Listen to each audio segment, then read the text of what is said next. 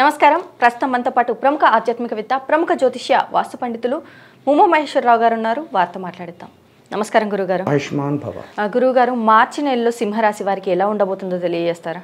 సర్వమంగళ మాంగళ్యే శివే సర్వార్థ సాధకే శరణ్యే త్రయంబకీ దేవి నారాయణీ నమోస్తుతే. ఓం శ్రీ గురుభ్యో నమః. ఓం శ్రీ గం గణపతి నమః. మార్చి నెల సింహరాశికి ఆధిపత్యాన్ని వహించిన వాడు రవి. ఉన్న స్థానము సప్తమ స్థానమైన కుంభరాశిలోని శత్రుస్థానమైనా కూడా కుంభరాశిలో ఉన్నాడు. సప్తమము అంటే కళత్రభావము అంటే భార్యాస్థానము, అందులోని రవి సంచారం జరుగుతుంది. అలాగే రవితో పాటు బుధ శుక్రులు కూడా అక్కడే ఉన్నారు. వీళ్ళిద్దరూ కూడా శత్రువులే. బుధుడు శత్రుడు కాదు, కానీ వక్రించి వెనకకి నడిచాడు కాబట్టి ఆనుకూలత పోయింది. ఈ సింహరాశి వారికి ఈ నెల అంతయు కూడా మిత్రుల వలన నష్టం జరుగుతుంది. మిత్రులు మోసగిస్తారు. నీ అంత గొప్పవాడు లేడు, నువ్వు చాలా అందగాడివి, నువ్వు అంత గొప్పవాడు, ఇంద్రుడివి, చంద్రుడు అని చెప్పేసి అలా పొగిడితే మంచి మాటలు చెబుతూ ఉన్నట్టుగా ఉండి వీరి దగ్గర నుంచి ధనాన్ని దోచుకునే పరిస్థితులు పొందుతారు. కాబట్టి మిత్రవర్గము అనుకూలత లేనప్పుడు ఏదైనా పక్కనట్టాలి, ఆలోచించుకోవాలి. అయితే భార్య స్థానంలో ఉన్నాడు కాబట్టి భార్యకు వ్యవహార రీత్యా అన్నీ ఆమెకు అప్పచెప్పాలి. ఇచ్చిపుచ్చుకునే వ్యవహారాలన్నీ భార్యకి ఇచ్చేయాలి. అప్పుడు భార్య ఏం చేస్తుంది? అనుకూలతగా ఉన్నది ఏదైతే ఉందో అదే చేస్తుంది. అదే ఈ యొక్క సింహరాశి వారు చేస్తే ఏమవుతుంది?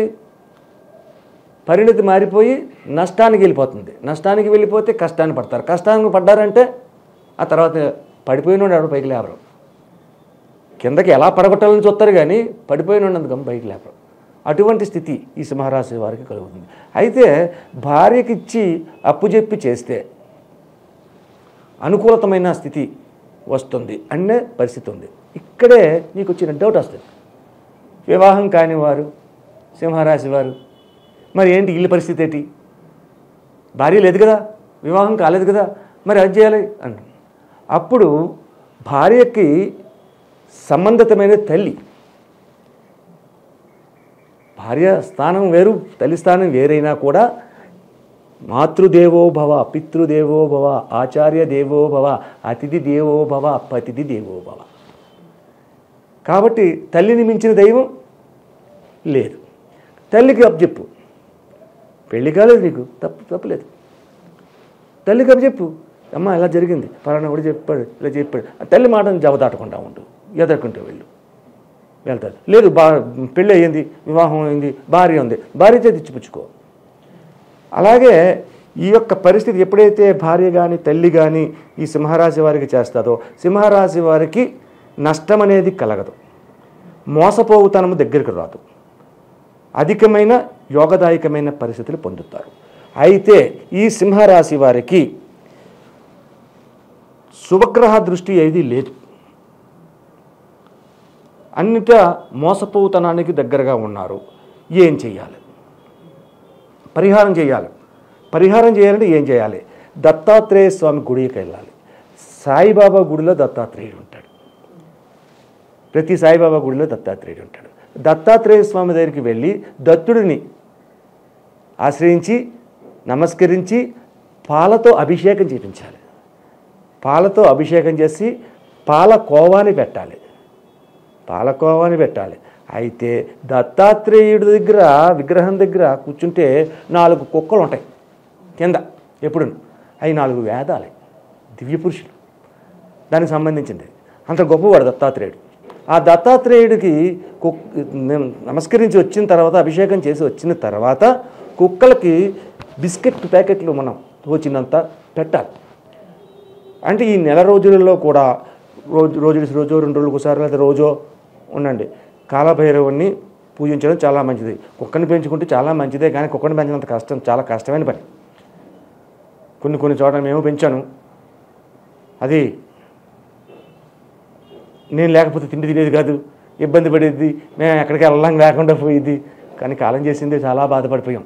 ఒక్కసారి మనకు అలవాటు అయిపోతే అలానే ఉంటుంది కదా. చాలా బాధపడ్డాను, ఇల్లంతా చాలా బాధపడ్డాం. అయితే కుక్కను పెంచినందువల్ల కేతుగ్రహ దోషాలు పోతాయి. కేతుగ్రహ దోషాలు ఎప్పుడైతే తొలగాయో ఈ సింహరాశి వారికి కేతు ప్రభావం కాకపోయినా ఈ యొక్క దత్తాత్రేయుడిని పూజించినందువల్ల ఉపయోగకరమైన పరిస్థితులు పొందుతారు. ఇది అక్షర సత్యం. మరి అలాగే ఈ రాశి వారిలో విద్యార్థులకు కావచ్చు, ఇటు వ్యాపారస్తులకు కావచ్చు, ఎవరైనా ఈ పరిహారం చేయొచ్చు అంటారా? ఎవరైనా ఇదే పరిహారం చేసుకోవాలి. ఈ సింహరాశి వారికి ఈ నెలలోని గ్రహ సంచారాన్ని అనుసరించి, అలాగే కరణాన్ని అనుసరించి, తైతుల కరణం, యోగము ధ్రువయోగం ఉంది, కరణం తైతుల కరణం ఉంది, నక్షత్రం వచ్చి స్వాతి నక్షత్రం ఉంది. స్వాతి నక్షత్రానికి అధిపతి ఎవరు? రాహు. తైతుల కరణానికి వచ్చేసరికి ఇక్కడ అవలంబించే గ్రహం ఏది వస్తుంది? కేతువు. మరి అన్నీ కూడా పరిణతి చెంది ఉన్నాయి కదా. దాని గురించి జరగాలంటే దత్తాత్రేయ దర్శనమే అవసరం. దత్తాత్రేయుని పూజించాలి. దత్తాత్రేయ గుళ్ళు ఏదండి అని అంటే దానికి లేను అది ఉండదు. ప్రతి చోట సాయిబాబా గుడి ఉంటుంది, సాయిబాబా గుళ్ళు దత్తాత్రేయుడు ఉంటాడు. శివాలయం ఉందంటే శివాలయంలో కూడా కొన్ని చోట దత్తాత్రేయ స్వామి ఉంటారు. ఆ దత్తాత్రేయుని పూజించాలి.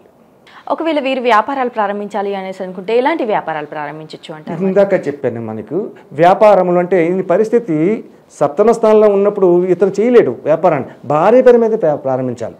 భార్య పేరు మీద ఇచ్చిపుచ్చుకుని వ్యవహారములు అన్నీ కూడా భార్యకి ఇచ్చేయాలి, లేదా తల్లికి ఇచ్చేయాలి. ఈయన సీట్లోని ఆవిడని కూర్చోబెట్టి ఈయన ఒక వర్కర్లా, సర్వర్లా ఇలా చేతులు కట్టుకుని ఉండాలి. అలాగే కొంతమందికి డౌట్ వస్తుంటుంది, పొద్దునుంచి వ్యాపారం చేసాడండి, ₹1,00,000 వచ్చాయి, ఏం చేశాడు అన్నది ఆ ₹1,00,000 పట్టుకెళ్ళి భార్య దగ్గరికి కానీ తల్లి దగ్గరికి కానీ, ఇదిగో నేను చేసిన వ్యాపారం ఇది, ఇంకో దానికి వచ్చిన పరిణతి ఇది, ₹1,00,000 వచ్చాయి, ఇంకో తీసుకో, అయిపోయింది. పొద్దున్న లేచాడు, మళ్ళీ వ్యాపారానికి వెళ్ళాలి. వ్యాపారానికి వెళ్ళాలి, డబ్బు అవసరం. నువ్వు తెచ్చిన రాత్రి ఇచ్చిన దాంట్లోని 99,000 తీసుకో, 1,000 వదిలేసి భార్య చేతి మీదుగా తీసుకో, ఒక రాగి చెంబుతో కొన్ని నీళ్లు తెమ్మను, తాగు. ఆ భార్య చేతిలో చెంబు పెట్టే, ఆ పెట్టిన తర్వాత వ్యాపారానికి వెళ్తున్నానని చెప్పి వ్యాపారానికి వెళ్తే మళ్ళా ఆర్థికంగా ఎదిగిపోతారు వీళ్ళు. ఇటువంటి పరిస్థితిని చేసుకోవాలి. అలాగే గురుగారు, సింహరాశి వారికి మార్చి నెలలో ఎలా ఉండబోతుంది, అలాగే వీరు చేసుకోవాల్సిన పరిహారాలు ఏంటి అనేసి చాలా చక్కగా వివరించారు. ధన్యవాదములు.